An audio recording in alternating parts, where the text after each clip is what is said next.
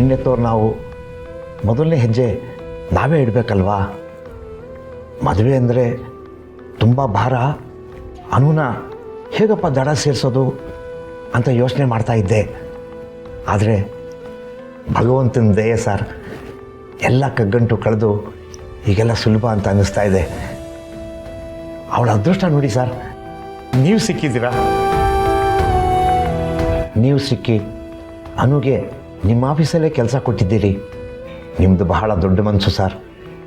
ಇಷ್ಟೆಲ್ಲ ಮಾಡಿದ್ರು ಇನ್ನೂ ನಾನು ನಿಮ್ಮ ಹತ್ರ ಏನೋ ಕೇಳಕ್ಕೆ ಬಂದಿದ್ದೀನಿ. ನನಗೊಂಥರ ಮುಜುಗರ ಸರ್.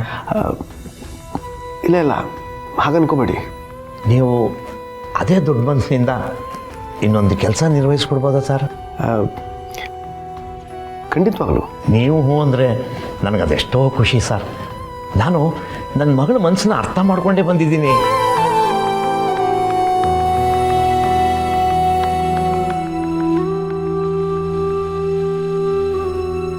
ಅನು, ನಿಮ್ಮ ಆಫೀಸಲ್ಲಿ ಕೆಲಸ ಮಾಡೋದ್ರಿಂದಲೇ ನಮಗೆ ನೀಲ್ ಪರಿಚಯ ಆಗಿದ್ದು.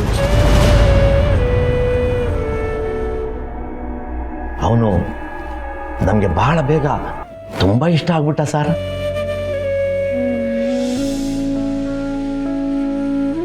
ಅವನು ಎಷ್ಟು ಒಳ್ಳೆ ಹುಡುಗ ಸರ್. ಅಲ್ಲ, ನಿಮ್ಮ ಕಂಪ್ನಿನಲ್ಲಿ ಕೆಲಸ ಮಾಡ್ತಾನೆ ಅಂದಮೇಲೆ ಅವನ ಗುಣ ನಡತೆ ಎಲ್ಲನೂ ಅಳೆದು ತೂಗಿನೇ ನೀವು ತೊಗೊಂಡಿರ್ತೀರ. ಮೊದಲನೇ ಭೇಟಿನಲ್ಲೇ ಎಷ್ಟು ಇಷ್ಟ ಆಗೋದಾ ಅಂದರೆ, ಇವನು ಎಲ್ಲರ ಥರ ಅಲ್ಲ, ಇನ್ನೊಂದೇನೋ ಬೇರೆ ಇದೆ ಅಂತ ಅನ್ನಿಸ್ತು ಸರ್. ಇವನು ಮನಸ್ಸಿಗೆ ಎಷ್ಟು ಇಷ್ಟ ಆಗೋದಾ ಅಂದರೆ, ಹೋಗ್ತಾ ಹೋಗ್ತಾ ಇವನು ಯಾಕೆ ನಾನು ಅಳಿಯನನ್ನಾಗಿ ಮಾಡ್ಕೋಬಾರ್ದು ಅಂತ ಅನ್ನಿಸ್ತು ಸರ್.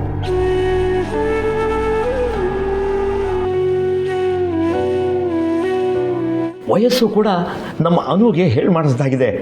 4 ವರ್ಷ ದೊಡ್ಡವನು.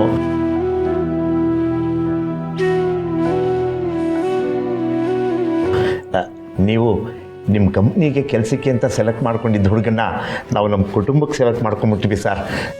ಆ ವಿಷಯನೇ ನಿಮ್ಮ ಜೊತೆ ಪ್ರಸ್ತಾಪ ಮಾಡಬೇಕು ಅಂತ ನಾನು ಬಂದಿದ್ದು. ಅದು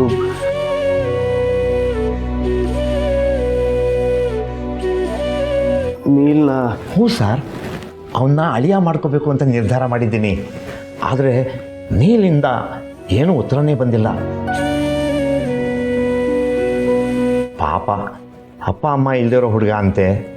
ಅವನ ಪಾಲಿಗೆ ನೀವೇ ಎಲ್ಲ ಅಂತಲೂ ಹೇಳ್ತಾ ಇದ್ದ. ನಿಮ್ಮನ್ನು ಮಾರ್ಗದರ್ಶಕ, ಬಾಸ್ ಅನ್ನೋದಕ್ಕಿಂತ ದೇವಸ್ಥಾನದಲ್ಲಿ ನಿಮ್ಮನ್ನು ನೋಡ್ತಾ ಇದ್ದಾನೆ ಸರ್.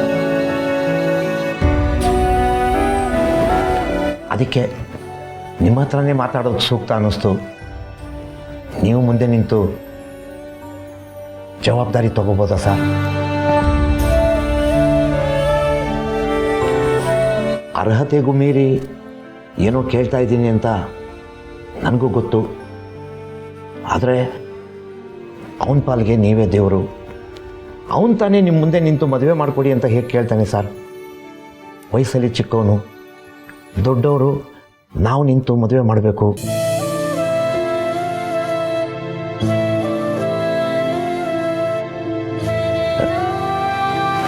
ಇದೊಂದು ಸಹಾಯ ಮಾಡ್ತೀರಾ ಸರ್?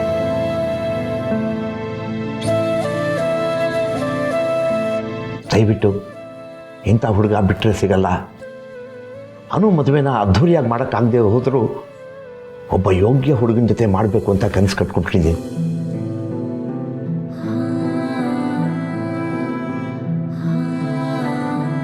ನಿಮ್ಮ ಸಾವಿರಾರು ಕೆಲಸಗಳ ಮಧ್ಯೆ ಇದೊಂದು ಸಣ್ಣ ಕೆಲಸ.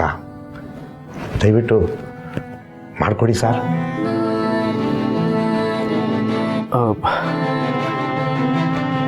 ಸುಬ್ಬು ಅವರೇ,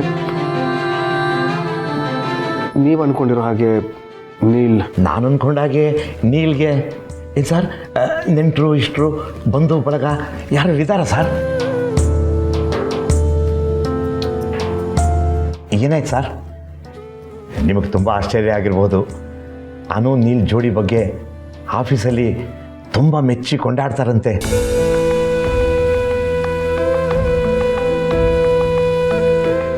ಅವರಿಬ್ಬರು ಅಂದರೆ ಎಲ್ರಿಗೂ ತುಂಬ ಇಷ್ಟ ಅಂತೆ. ಇದೆಲ್ಲ ನಿಮಗೆ ಗೊತ್ತಾಯಿತು ಅಂತನಾ? ಒಬ್ಬ ಅಪ್ಪನಾಗಿ ಅಷ್ಟು ತಿಳ್ಕೊಳ್ದೆ ಹೋದರೆ ಹೇಗೆ ಸರ್? ನನಗೆ ಗೊತ್ತು ಸರ್, ನಿಮಗೂ ಅವನ ಬಗ್ಗೆ ತುಂಬ ಕಾಳಜಿ ಅಂತ.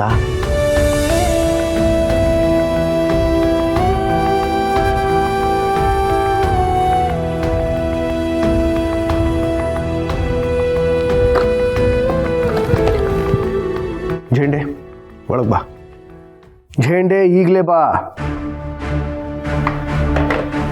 ಸರ್ ಏನಾಯ್ತು ಸರ್? ಸರ್ ಏನಾಯ್ತು ಸರ್? ಝೇಂಡೆ, ಸುಬ್ಬು ಅವ್ರಿಗೆ ನೀಲ್ ಬಗ್ಗೆ ಹೇಳು. ಅರ್ಥ ಮಾಡಿಸು.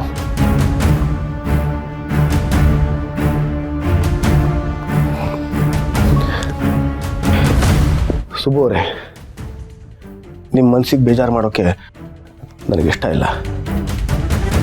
ಆದರೆ ಒಂದೇ ಒಂದು ಮಾತು, ನೀವು ಆಯ್ಕೆ ಮಾಡಿರ್ತಕ್ಕಂಥ ವ್ಯಕ್ತಿ ಸರಿ ಇಲ್ಲ.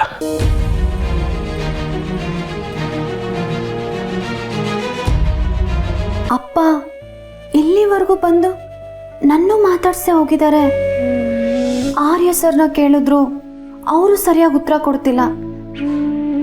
ಅಪ್ಪ ಖಂಡಿತ ರಾಜನಂದಿನಿ ಸೀರೆ ಬಗ್ಗೆ ಮಾತ್ರ ಮಾತಾಡೋಕೆ ಬಂದಿದ್ದಲ್ಲ, ಬೇರೆ ಏನೋ ಇದೆ. ಯಾಕೆಲ್ಲರೂ ಅದನ್ನ ಮುಚ್ಚಿಡ್ತಿದ್ದಾರೆ?